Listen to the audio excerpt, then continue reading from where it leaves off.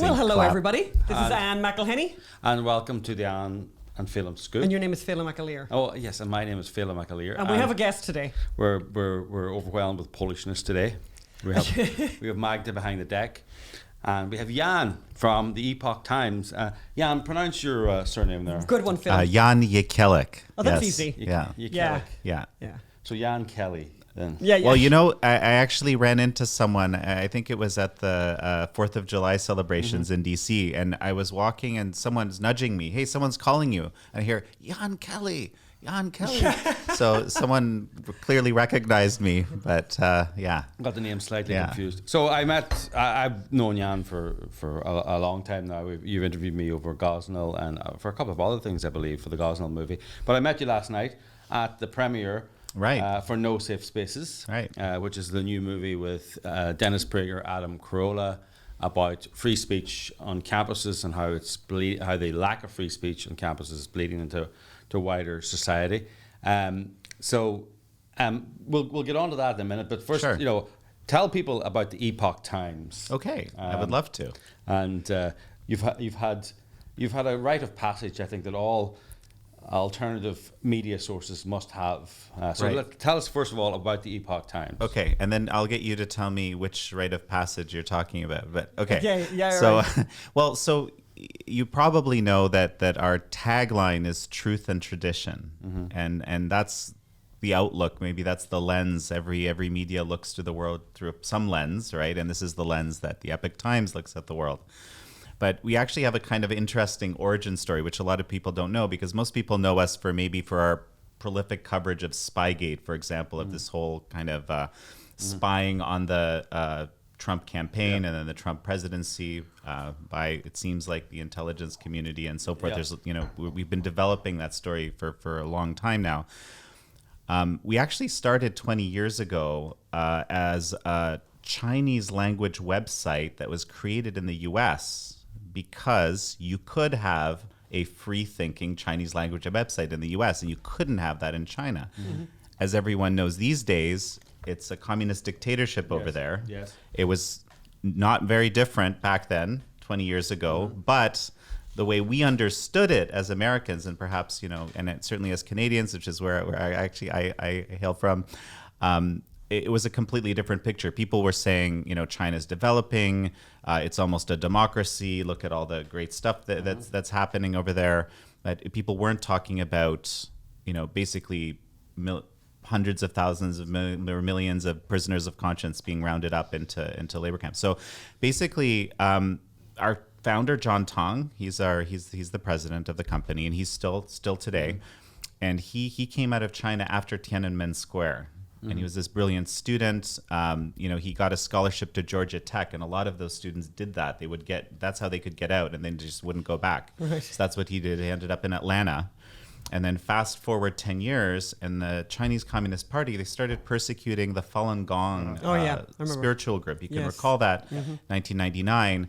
Now, what's relevant to media is what accompanied that persecution. Now, this was 70 to 100 million people being persecuted all of a sudden, right, in the middle of 1999.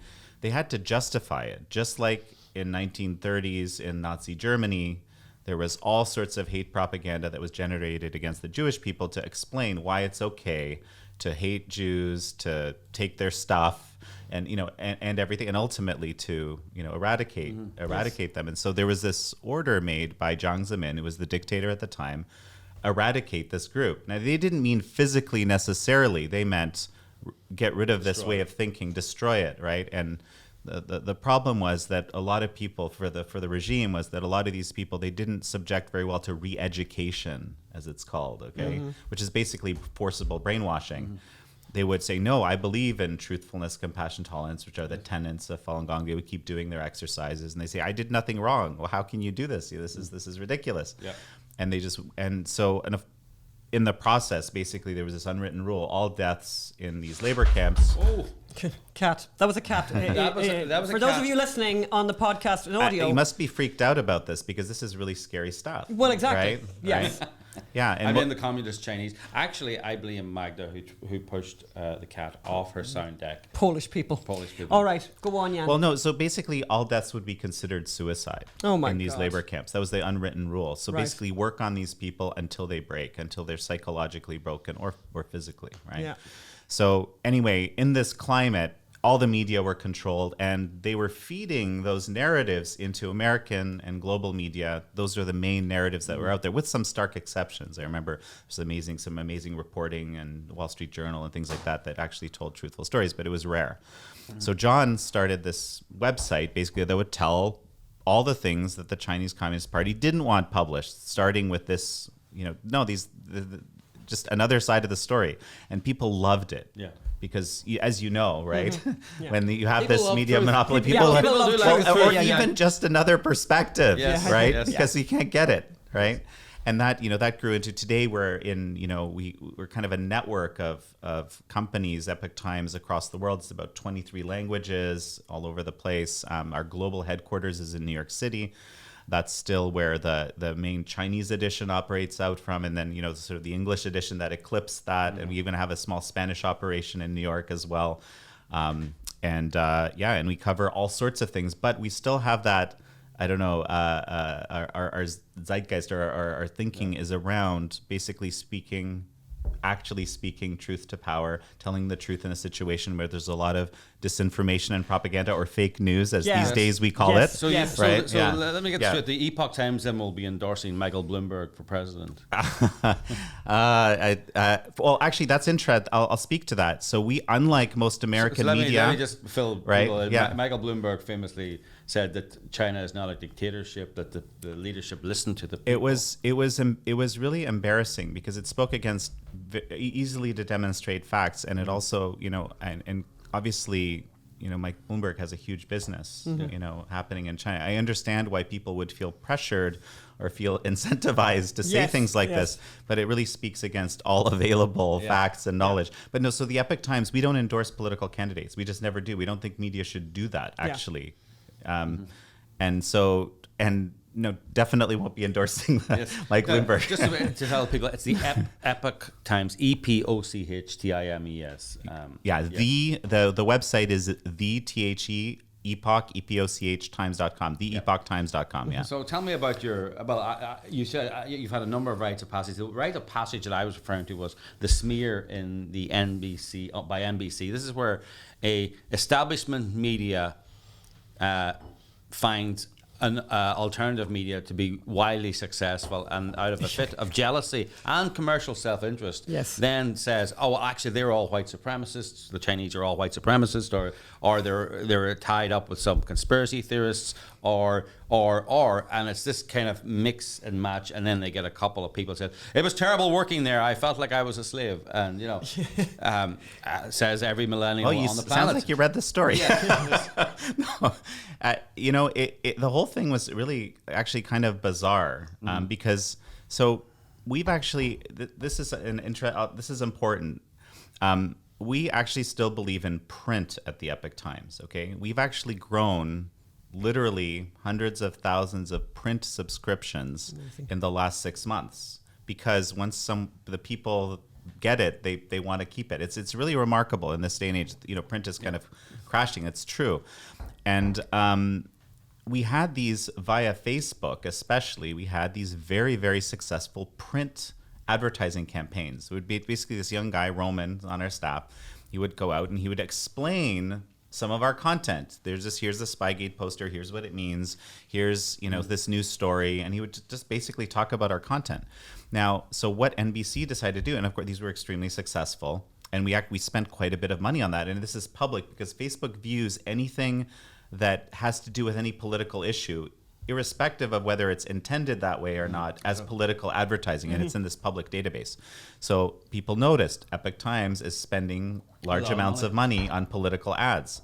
So they framed it as this is a dark money operation to re-elect President Trump, right? And it's like, well, just look at the ads. You you look at the ads, you can see for yourself if you think there's some sort of subversive dark money election ads. I mean, I don't see it. They certainly, and many of them were positive towards the administration, I think in factually grounded ways. But of course, NBC wouldn't like that from the types of reporting we've seen. So, yeah, and as a result, we had, NBC Web published this article, and then Rachel Maddow dedicated a full half-hour segment. Congratulations. Congratulations.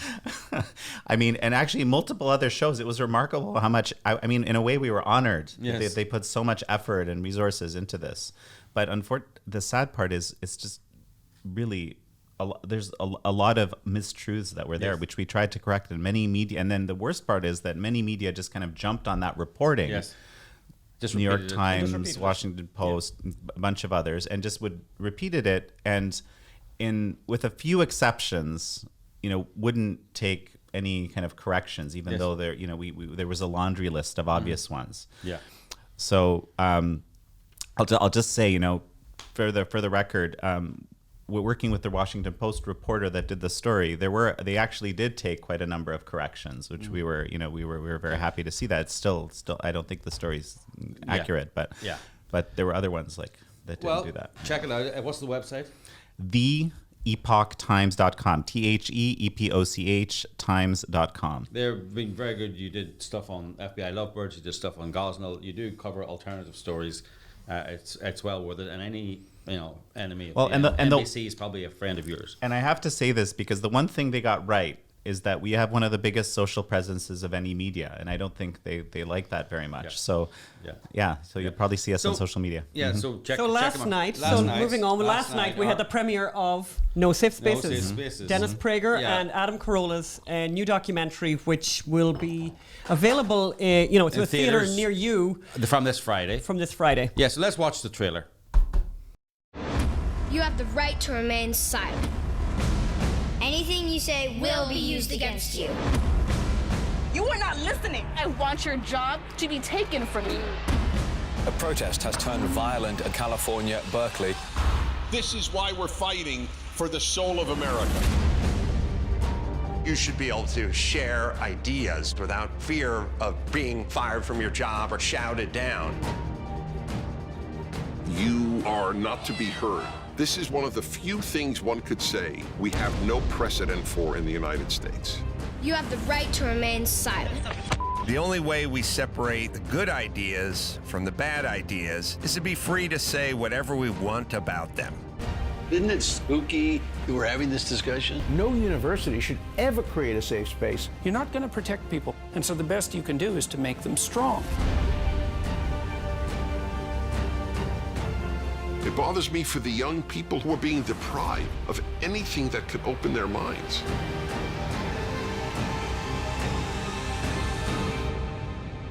You have the right to remain silent. Did you enjoy? Tell us what you saw. So you saw the documentary last night. Yeah. What's your big takeout from your viewing? What did you think? What had the most impact on you? What did you like?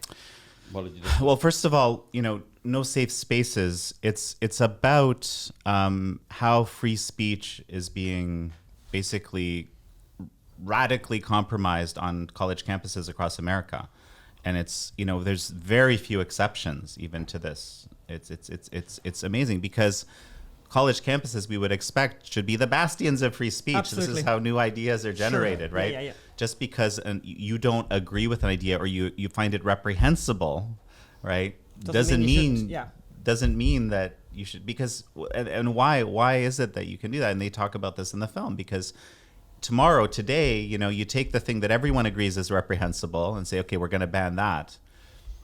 And then the next day, someone else picks something that they happen to believe is reprehensible. Yeah, who's in charge? Exactly. And also just the value of free speech, which obviously comes out very strongly out of the documentary. That this is the only country in the world that treasures free speech to the level that it does here.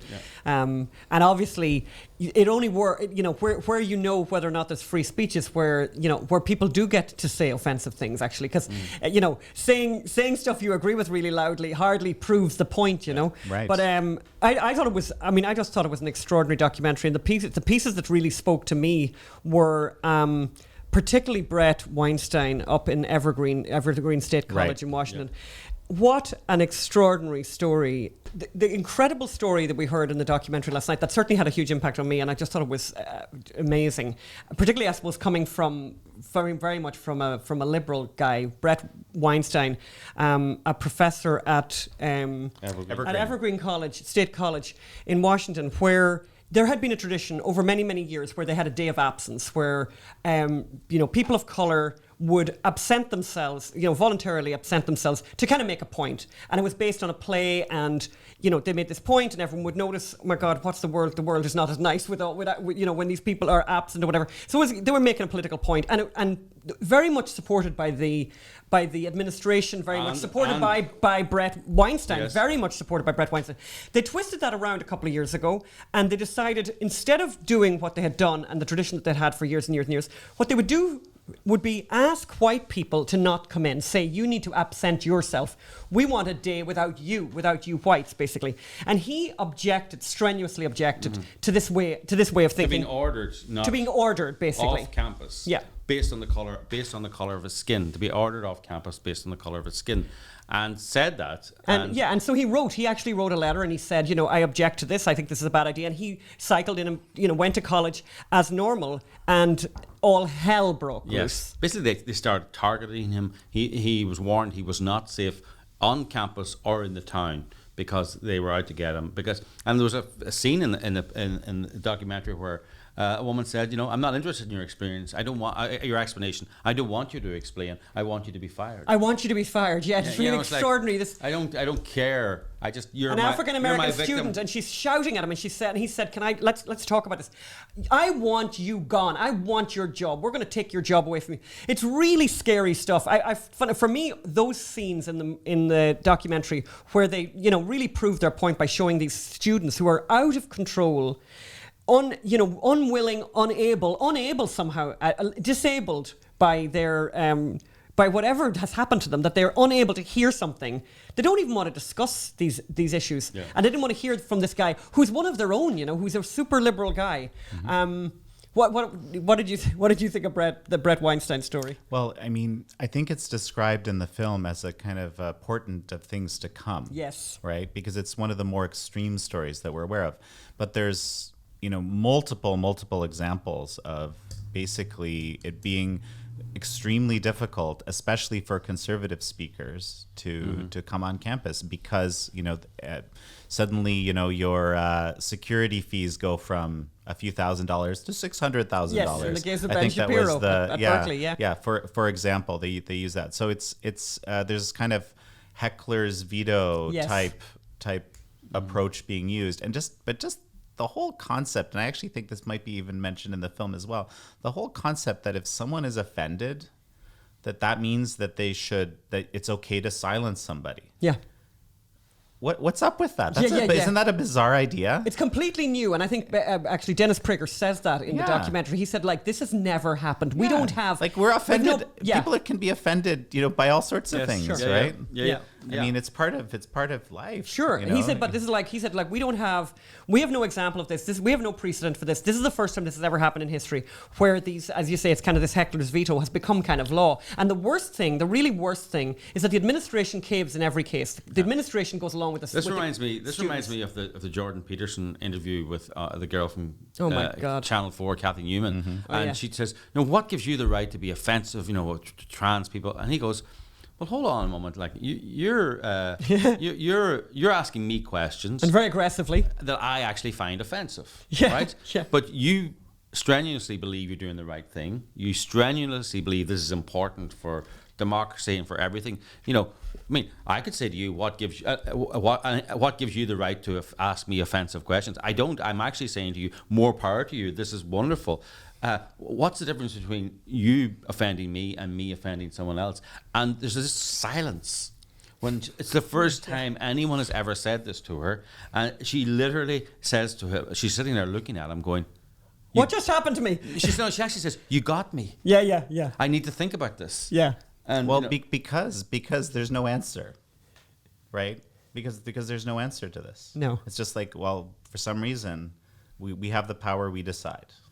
Right, yeah. that's the only answer. Yeah, so it's about power. So we interviewed lots of people last night. Lots, but let's look at Adam Carolla. I was on the red carpet. Unusually for myself, I was on the other side of the red carpet, not on the red carpet. Oh, there you go, Phil. But I did my job like a good soldier. The first interview we're going to look at here is Adam Carolla telling us why they made this movie. Adam Carolla, podcaster, sangria seller, Mangria. Sorry, yes, he has his own alcohol line. I think he's the most successful podcaster on the history of the planet, according to the documentary. So let's watch an excerpt from my interview with Adam. Joined by Adam Carolla, comedian, podcaster, on the red carpet of No Safe Spaces. So, simple question: why did you make this movie? I love working with Dennis Prager, and the producers said, "You want to do a project with Dennis Prager?" And I said, "Yeah, I do want to do a project with Dennis Prager." I mean, that's the reality. I should be saying because we got a problem and free speech is a big issue, and that's all true. But I also just love hanging out with Dennis Prager. And after working with him, do you still love hanging out with him? No, he's a pompous ass.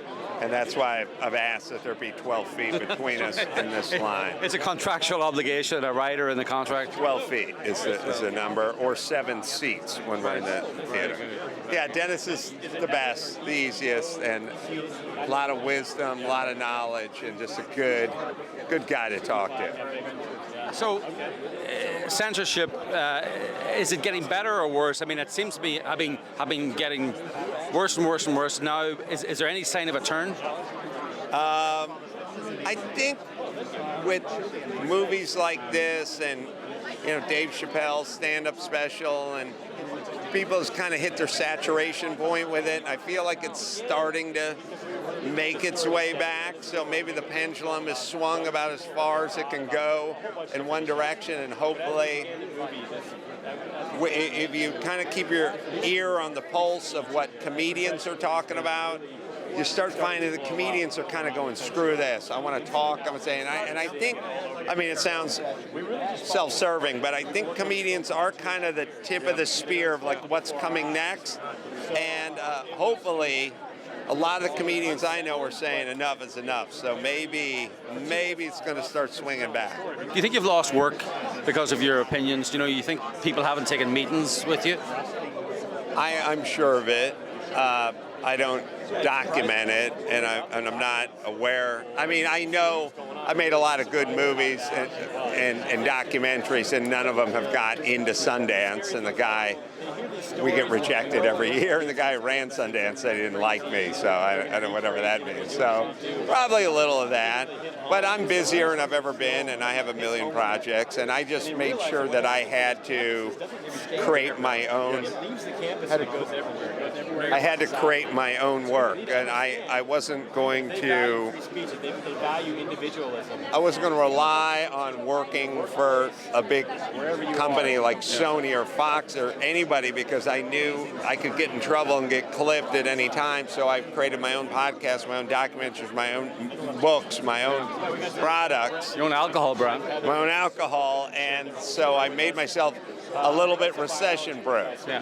Do you ever, when you're doing your podcast, do you ever find yourself self-censoring or going back and editing something, and not because it wasn't funny, but because you felt you can't say it? It's on rare occasions somebody says something, and then when they're done, they go, "Hey, can we take that out?" Like I thought about it, and I will show them the respect of taking it out. I don't do it myself for things that I say. Thanks, Adam. So then, obviously the No Safe Spaces stars Adam Carolla, and it's a two-hander, Adam Carolla and Dennis Prager. A kind of an unlikely pair, by the way. Unlikely pair. Quite and I love that, because I think, a lot of films, we're obviously interested in a lot of films, but they tend to cater to a more conservative audience, right? And that happens to be. This film, I think, is designed to try to break out of that. Yeah. Right. Yeah. And obviously bringing Adam as a sort of central figure, and this conversation, this discourse happening is quite amazing. That the thing, they discuss this one idea, which I find is so, important. There's conservative and there's liberal. But leftist is actually a different thing altogether. Yes, that's a big point. That's a huge Dennis Prager thing. Yeah. Where he makes a big distinction because he calls himself liberal, classically liberal, you know. And he says leftists destroy everything, whether it be from football to music. I mean, he even saw it. They tried to organize a boycott of him doing a fundraiser for the Santa Monica Orchestra. You know, they tried to destroy the Santa Monica Orchestra. And it's interesting that the two of them have teamed up. Because they're an unlikely couple in some respect. No, absolutely. And I mean, you know, you've made some really wonderful films that, of course, that we've talked about in the past, but they've tended towards a more conservative audience and so forth. And I think by bringing these two, you know, Prager and Carolla together in this film, I think it stands the chance of kind of breaking out of that, right? And kind of expanding the audience a little bit. It's pretty. They explain themselves. Dennis Prager, you know, he's a very religious Jewish man, and then Adam Carolla says, "I'm an atheist." Actually, really a pagan. Yes. You know, so very, very different types of guys. The film shows the two of them, and they do a kind of a show where they go out and talk, and you know, Adam would call himself more liberal on social issues, and Dennis is more conservative. But they come together on this. Well, and it's fascinating. I think a really important point in the film is that there is this spectrum of conservative to liberal, right? But leftist is actually a completely different thing, right? And so, you know, because liberals and conservatives agree, freedom of speech is a darn good thing. Yeah. But leftists don't. Yeah, as Dennis says, famously says, leftists ruin everything, whether it's football or Dancing with the Stars. They want to destroy our good times. But I mean, there is one important question that needs to be asked about the Dennis Prager, Adam Carolla situation. And you did ask that question. I did ask it. I interviewed Pat Boone, and it was the very important question. If you're standing on a cliff and you see Adam Carolla and Dennis Prager hanging off the cliff and you can only save one, who would you save? And let's see what Pat Boone says. I have an important question. If Dennis Prager and Adam Carolla were falling over a cliff and you could only save one, who would you save? Dennis. Ooh. And I think he would agree with me. You think Adam would agree? Adam would agree because, after all, you want to save the one that has the most to contribute. Exactly what you'd expect. Yes. Perhaps. Well, from Pat Boone, maybe Pat Boone, he goes for Dennis. He goes for the intellectual. So just not so that Adam wouldn't feel left out, I asked the same question of Justin Folk, the director of No Safe Spaces, if Adam and it was a bit unfair because, well, actually, to be fair to me, it was brave because Dennis was sort of standing, hovering nearby as I asked the question. So let's see how that went down. If Adam Carolla and Dennis Prager were hanging off a cliff, who would you save? The director of? You could only save one. Who would you save? And this is the answer by the director of No Safe Spaces. Well, I'm going to save Adam because he's going to be easier to save. I can't hold him up. I mean, he's a that's practical. No. I mean, I'm going to practical answer. Don't get me wrong. I would rather save Dennis. I would rather save him, but he would take me with him. Yes. Anyway, so Dennis is we should say Dennis is a big friend of ours. I've had dinner many times with Dennis and his wife Sue, and he did say some very nice things about us. He did say some. It's a long stand. Now let me say this because it's really sad actually because we really wanted Dennis to come here for the podcast, and you know, this is one of the challenges of having cats. I didn't want cats, by the way. I wanted a dog. Careful. I wanted a dog. Careful, Ann. And Phelim came home with 2 cats, and it's really sad. But Dennis Prager, basically, we have now found out why Dennis Prager has not been on the show yet, and basically he is super, super, super allergic to cats. So we're going to have to go to him. Yes. He can't come here, which is, by the way, I believe the first allergic person we've had. Do you have pets, by the way, Jan? No pets. And no plans to get pets. And no allergies. And you know what? You're right. And by the way, no allergies. Thanks be to God for that. Did Phelim even warn you yesterday, by the way, that we had cats? Actually, we did talk about it. Yeah, very, very important. I mean, yes. And by the way,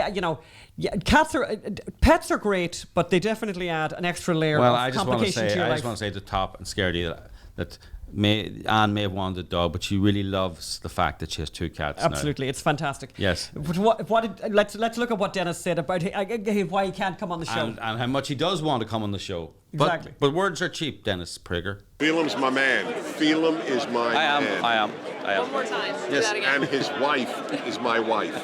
No. Wait. I don't know how that came out.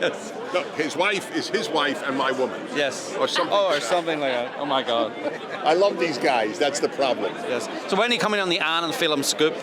As soon as this stuff is over. Okay. Yes. Because we have cats now. I think you should have cats on your show. Cats, C-A-T-S? Yes. I'm allergic. Oh, no. I am. I would love to. I feel terrible. It's the only thing I'm allergic to. Okay, well, we are going over to Dennis's house then and recording the podcast over there. Yes, because Scaredy and Top, I know it's tough, but we just have to keep you out of this podcast. Be well, everybody. Okay, thanks, Dennis. Love you. Dennis is allergic to cats, and then also there last night was Ben Shapiro, podcaster, and he plays a big part in the film. Yeah, because Ben has had a lot of trouble with, so he went up to Berkeley, and there was we think we mentioned this already. Like there was such an amount of trouble and drama about this little, as he says himself, diminutive Jewish guy, like very physically. No offense at all to you, Ben. A little bit unimpressive physically, right? This is not a guy that's that we need to be nervous about. But obviously, the things that he says are so triggering to people up in Berkeley who are just unable for this kind of stuff. So they spent it's quite extraordinary, by the way. I kept thinking, what an amazing waste of money. $600,000 had to be spent to secure the campus. They were putting up like barricades and all this kind of stuff to hear this guy, and he does the speech, and you see a little clip of the speech actually in the documentary where at the end he said, that wasn't so bad, was it? Like, what, what? Let's play the interview with Ben. And then we talked to Ben last night. Okay, we're here on the red carpet at No Safe Spaces, the documentary, and we're joined by notorious anti-Semite Ben Shapiro. Have you been accused of being anti-Semitic? Obviously, you've been accused of literally this week, yes. White supremacy. Oh, yeah. Well, literally this week. I mean, because I'm going back on college speaking tour. I spoke at Stanford, and one group that actually put my face on a bottle that said "Ben be gone" and depicted me, an Orthodox Jew, as an insect to be exterminated, apologized and then said that I was the actual anti-Semite, of course, because I am pro-Israel, which means that I'm an anti-Semite, which is weird. And then also over at BU, apparently, they've been defacing my posters with the Hitler mustache, which makes perfect sense because me and Hitler were like that, buddy. We have that kind of relationship. If it was one thing he loved, it was Orthodox Jews. Yes, absolutely. So how crazy is it that there's suppression of speech now when you have craziness like that? I mean, it is insane. The fact that the left is so interested in shutting down speech suggests that they have something to hide and that there is a debate that they don't want to take place. And they continue to push that forward. And you see universities that kowtow fairly regularly to the heckler's veto, the idea that if people on the left go crazy, that they have to shut down the conservative, because it's the conservative's fault that the left is going crazy. Or you see people on campus suggest that speech is violence, that speech is incitement, broadening the standard out, and then suggesting that the solution is the sort of German Streitbare Demokratie, that you have to shut down free speech in order to preserve democracy, and of course that's nonsense. But it's a clever trick. I'll say it's a clever rhetorical trick. Is it getting better or worse? I thought it was getting better, and now it seems to be getting a little bit worse again. So last year, it seemed like the left had kind of realized that it was bad optics for them to shut down speeches, and now it seems like because it's a new year, a new group of students, that they're really ramping it up. I think the pattern seems to be that in the first semester is when they bring out their heavy, censorious guns, and second semester, like, oh, that didn't go so well, and the media attention was not good for us, so I guess we'll calm it down a little bit. You've had your own speech quoted out of context, ripped apart. Do you ever find yourself self-censoring or not saying something, even though you may believe it? Because that's the atmosphere. It can now end people's careers or damage them financially and damage the people that work for them. Do you ever find yourself self-censoring? I mean, of course. You find yourself at least thinking about things 3 or 4 times before you say them. Am I saying this in the best possible way? Am I saying this in the way that people can't misinterpret it? Or at least they'd have to go a really long way to misinterpret it. And maybe that makes the speech better because it means that I'm reviewing it a few times. Maybe it makes it more exact. At the same time, you lose sort of the spontaneity and the fun of the political debate. I will say that politics was a lot more fun 10 years ago when you could kind of throw things. I mean, this is what Twitter was. People tend to forget. Like, they'll go back and they'll find something someone tweeted in 2008. At the beginning, Twitter was just a chat room where people just kind of hung out and said dumb stuff and made jokes to each other. And now we're digging up everybody's jokes from 2008, 2009, as though they're saying it in 2019 when everybody is meticulously reading every word on Twitter in order to destroy you. And it makes for a much more nervous, much less pleasant debate because everybody is looking to assume bad intent on the part of their political opponents. I mean, journalism nowadays seems to be just Twitter archaeology, a lot of it. Absolutely. And I mean, it's not even people who are political. I mean, the worst story of the year was that kid in Iowa, that Carson King kid, who was at a football game and held up a sign saying people wanted people to Venmo him beer. They Venmoed him $1 million, and he immediately gave it to charity. And the Des Moines Register immediately went back, resurfaced old tweets from him from like 5 or 6 years ago, from when he was 16 years old, and then proceeded to try and cancel him. I mean, that kind of stuff is insane.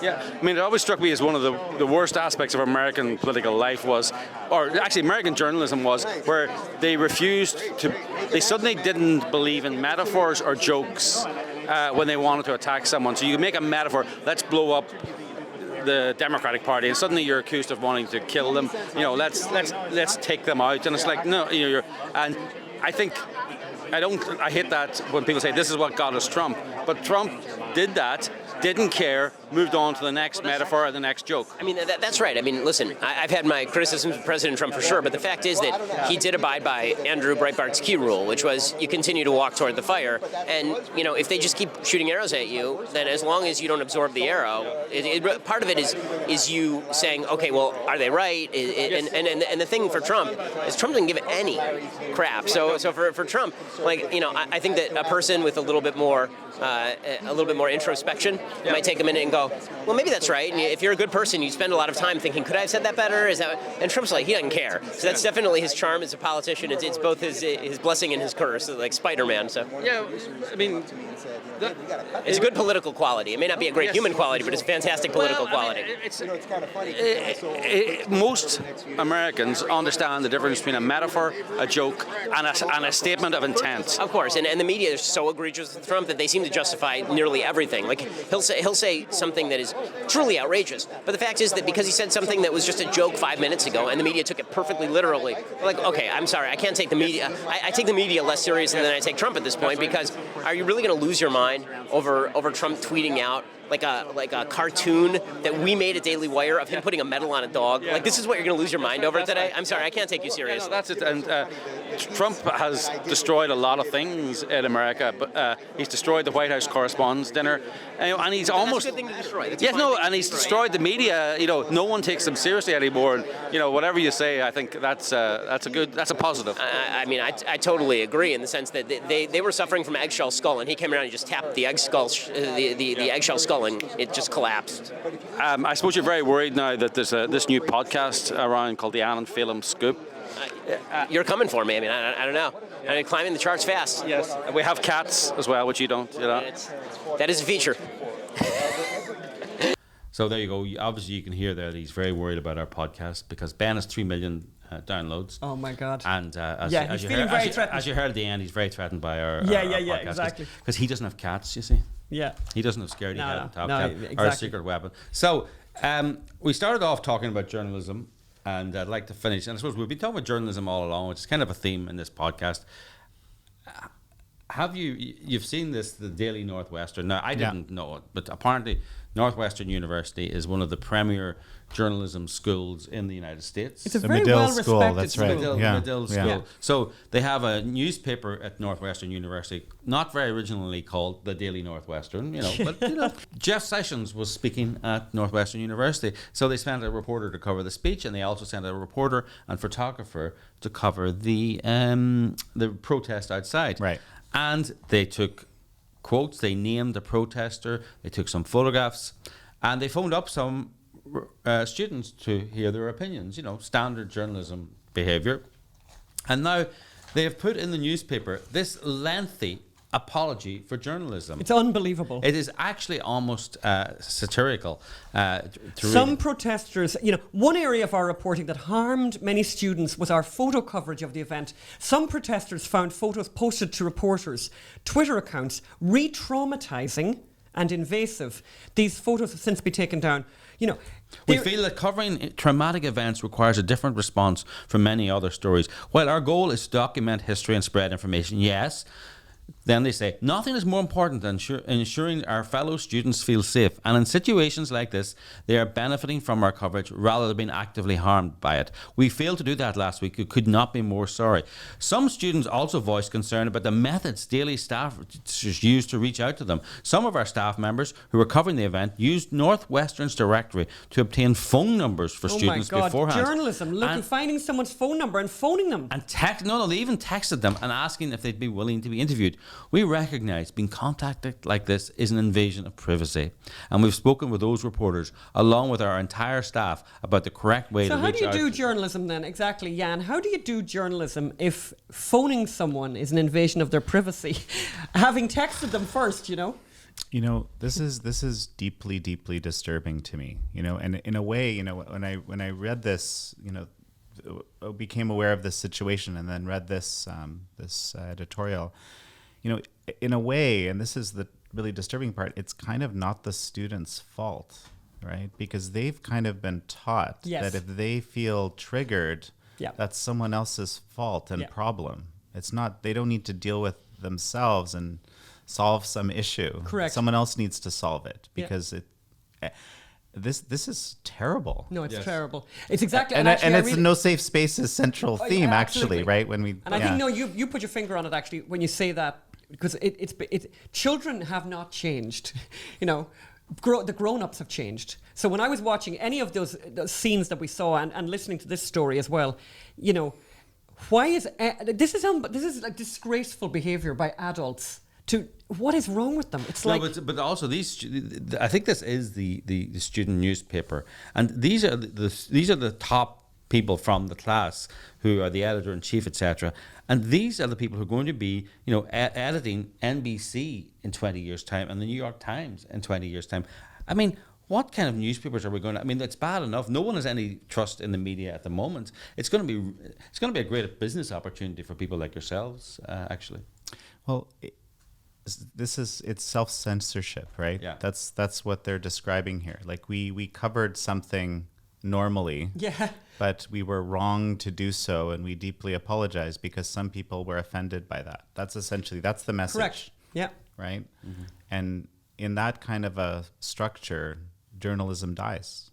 But it's almost just that like simple. You're reading this and it's like an onion piece. It's like, I mean, seriously, going forward, as they say, what are they going to do?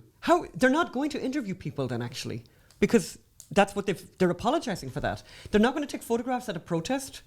Like, so how does anyone know what happened at the protest? I mean, how does that? This is what I'm saying. The journalism dies here. Basically dies here if we accept this, right? Because what would you do? Well, I can be offended by anything. You've just offended me. You have cats. I'm offended by cats.